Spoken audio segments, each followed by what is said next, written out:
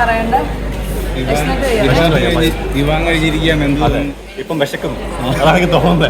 കുറേ നിന്ന് ഇത്ര നേരം. So we are so happy. കാരണം എൻ്റെ നമ്മുടെ ക്ലോസ് ആയിട്ടുള്ള ആൾക്കാർ എല്ലാവരും വന്നു, എല്ലാവരും സന്തോഷിച്ചിരിക്കുകയാണ്. സോ നല്ല നമുക്ക് ഇത് ഭയങ്കര വളരെ കുറച്ച് ആൾക്കാർ മാത്രം ഉണ്ടായിരുന്നു. സോ നമുക്ക് ഇഷ്ടമുള്ള ആൾക്കാരെ ക്ലോസ് ആയിട്ട് ആൾക്കാർ മാത്രമായിട്ടുണ്ടായിരുന്നു. അവർ വന്നു, എല്ലാവരും പാർട്ടിസിപ്പേറ്റ് ചെയ്തു. അപ്പോൾ ഭയങ്കര രസമായിരുന്നു. സോ അതിന് സന്തോഷമാണ് ആക്ച്വലി. അപ്പോൾ അതുകൊണ്ട് ഇതിന് വിശപ്പറഞ്ഞില്ല, എല്ലാവരും പോയപ്പോൾ ഇത് വിശപ്പറഞ്ഞിരിക്കുന്നു. ഇപ്പം ഇനി കഴിക്കാൻ പോകണം. അല്ല, വലിയ ടെൻഷൻ, സ്വാഭാവികമായിട്ടും ടെൻഷനും എക്സൈറ്റ്മെൻറ്റും ഒക്കെ ഉണ്ടായിരുന്നു. എല്ലാം ഫൈനൽ ഒടുവിൽ അങ്ങനെ ഞങ്ങൾ കാത്തിരുന്ന് കല്യാണം നടന്നിരിക്കുകയാണ്. ഇന്ന് മുതൽ ഞാൻ ഇദ്ദേഹത്തിൻ്റെ ഭാര്യയാണ്, എൻ്റെ ഭർത്താവാണ്. അപ്പോൾ ഇനി മുതൽ ഞങ്ങൾ ഒരുമിച്ചായിരിക്കും ജീവിതം ആസ്വദിക്കാൻ പോകുന്നത്, എൻജോയ് ചെയ്യാൻ പോകുന്നത്.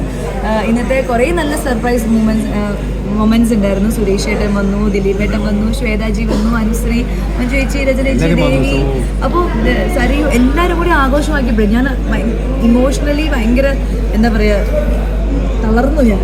അപ്പം എല്ലാവർക്കും താങ്ക് യു സോ മച്ച്. പ്രേക്ഷകർക്ക് എല്ലാവർക്കും താങ്ക് യു സോ മച്ച്.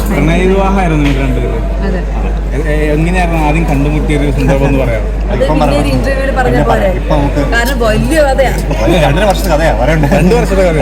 ഞങ്ങൾ ഒരുമിച്ച് അഭിനയിച്ചാണ്. മനം പോലെ മംഗല്യം എന്ന് പറഞ്ഞ സീരിയലിൽ അഭിനയിച്ചു. അങ്ങനെ കണ്ടു, ഇഷ്ടപ്പെട്ടു. അങ്ങനെ ഞങ്ങൾ പിന്നെ ഗ്രാജുവലി ഫ്രണ്ട്ഷിപ്പായി, അത് ഇഷ്ടമായി.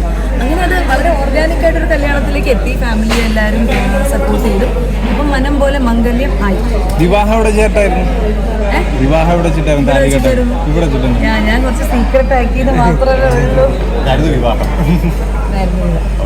എല്ലാവിധ ആശംസകളും. നിങ്ങൾ കഴിച്ചല്ലോ അല്ലേ?